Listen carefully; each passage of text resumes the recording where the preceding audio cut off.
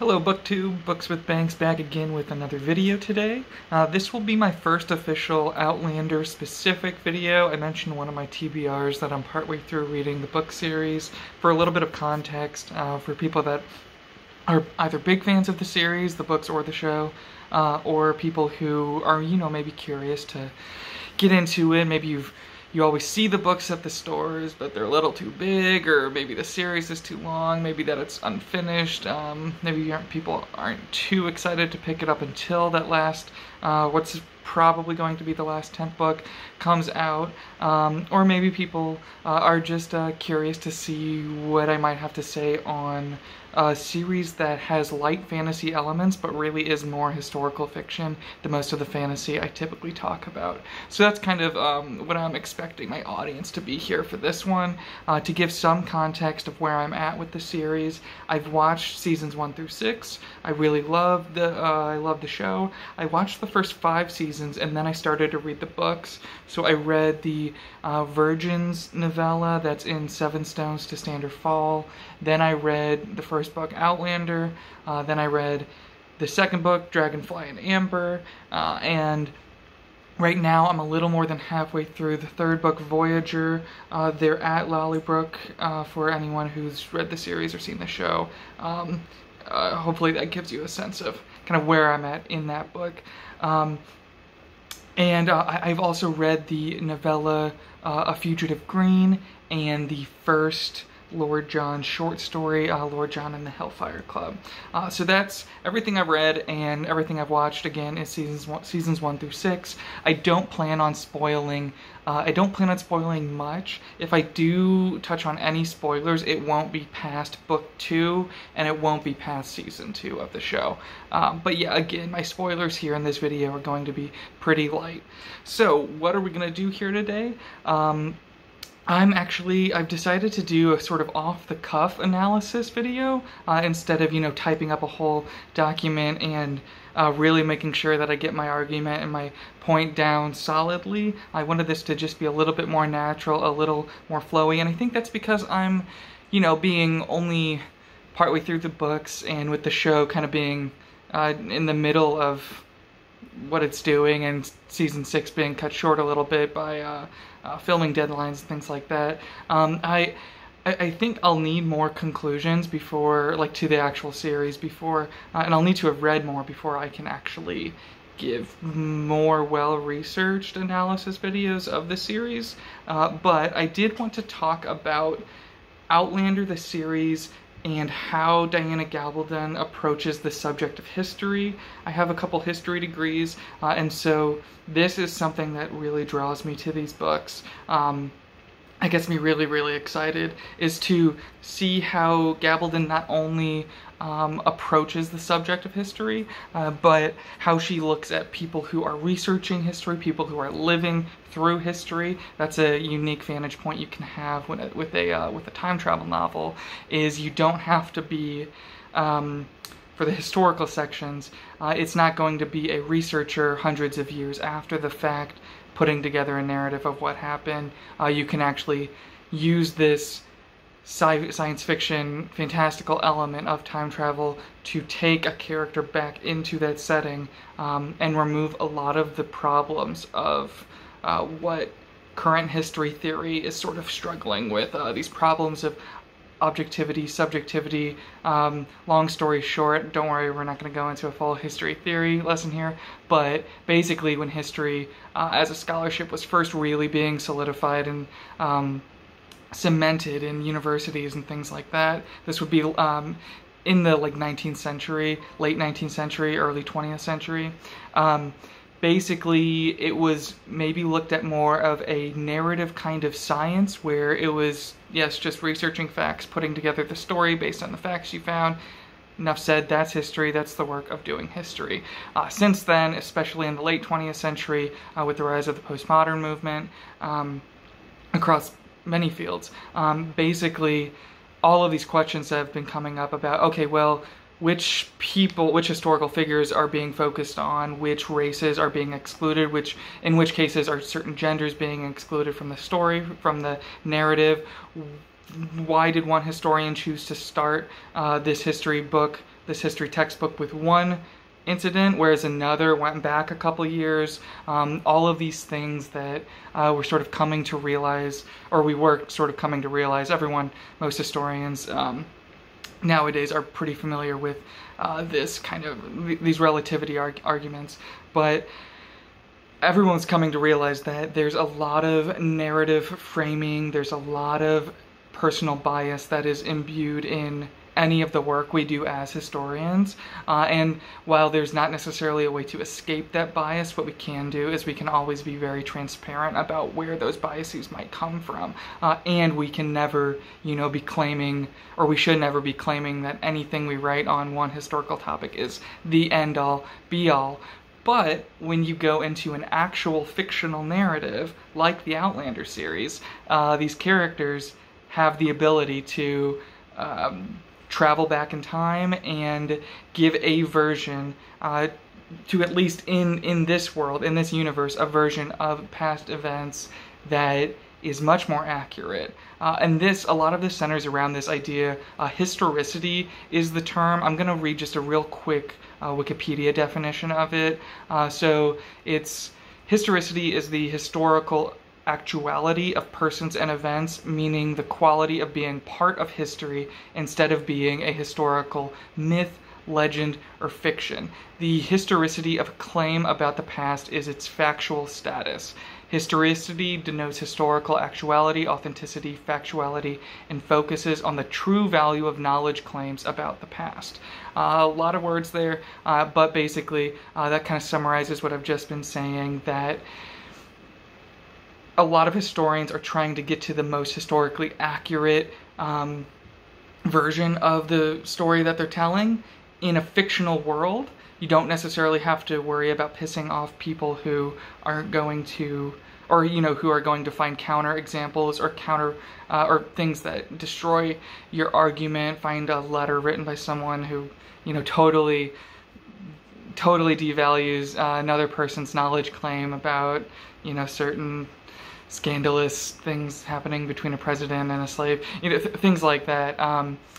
In a fictional world, this world that Diana Gabaldon has created, she can play around with not only what happened in the past, because it is historical fiction, but she can also play around with what it means to be a historian, or a character in close proximity to historians at least, that has physical, literal access to past events. Basically the historian's dream come true, and in a meta kind of way, that's what makes reading this series so exciting, because it is kind of the historian's dream come true. Now sure, it is a fictional story, so I'm not saying anyone out there should read this and think this is absolutely what happened, no matter what, these are definitely the facts, because it is a fictional story, that there's a lot constructed here, but in and of the world itself, the fact that characters can literally experience the past, that's what makes books like this so exciting. So now I'm going to take book 2 here, and I'm going to go to a passage near the end in which Claire Beecham Fraser, whatever last name you want to give her, or Randall, I guess, but I mean, or if you've read the series, you kind of know why I'm not really giving her one specific last name, especially at this point in time, end of this book.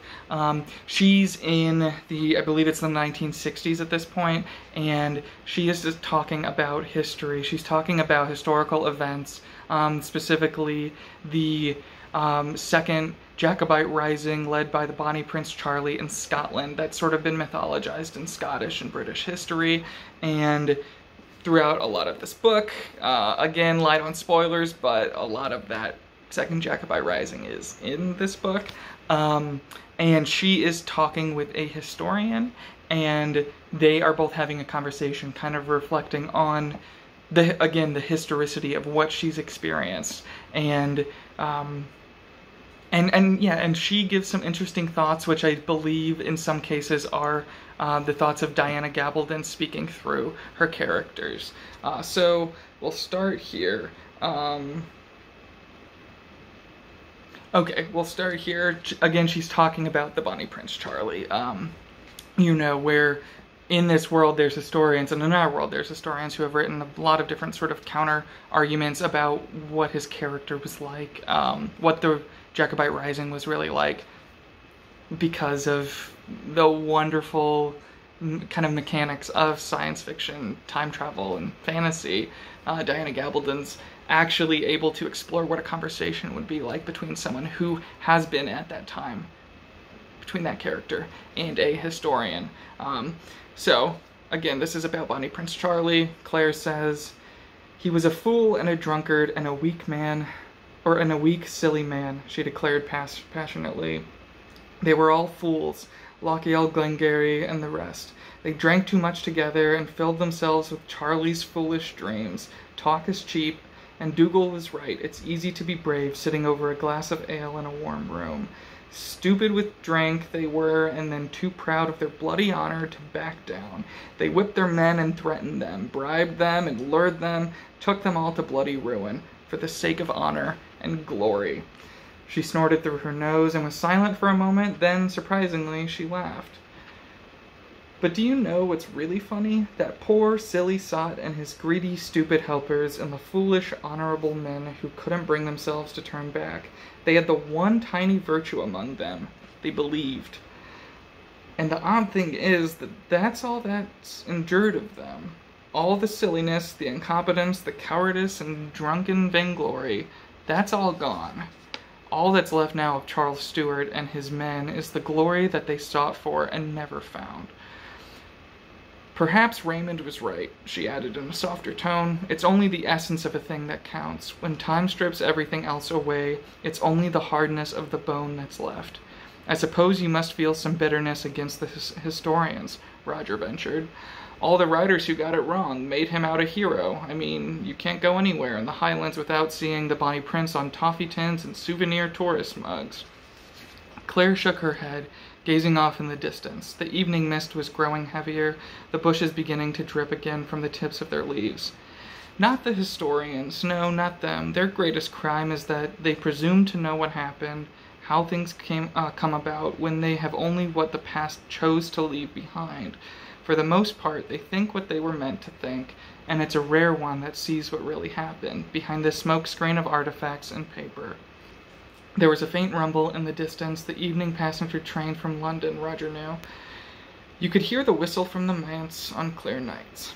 "No, the fault lies with the artists," Claire went on. "The writers, the singers, the tellers of tales, it's them that make the past and recreate it to their liking.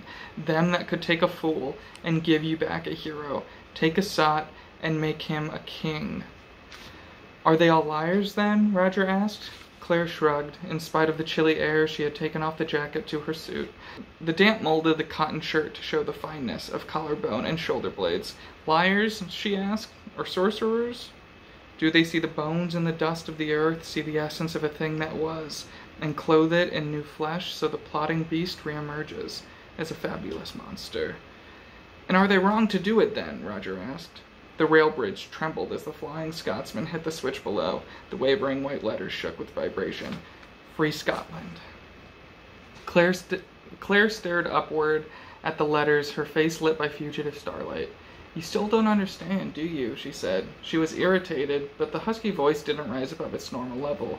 "You don't know why," she said. "You don't know, and I don't know, and we never will know. Can't you see? You don't know because you can't say what the end is. There isn't any end you can't say. This particular event was destined to happen, and therefore all these other things happen. What Charles did to the people of Scotland, was that the thing that had to happen, or was it meant to happen as it did, and Charles's real purpose was to be what he is now, a figurehead, an icon? Without him, would Scotland have endured 200 years of union with England, and still, she waved a hand at the sprawling letters overhead, have kept its own identity? There you go. So, I hope some of what I kind of introduced this with, I hope you can kind of see what I was going for and what I was talking about here.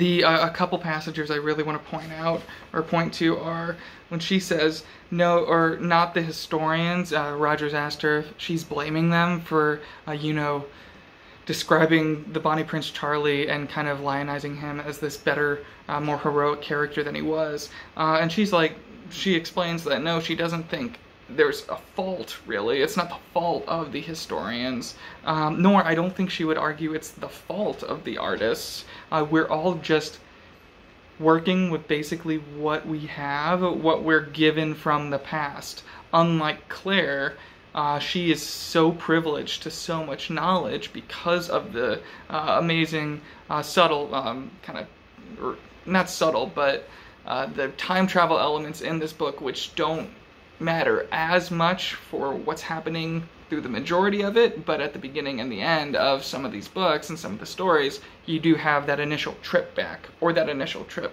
forward in time, or that eventual trip forward in time. So yeah, she says, not the historians, no, not them. Their greatest crime is that they presume to know what happened.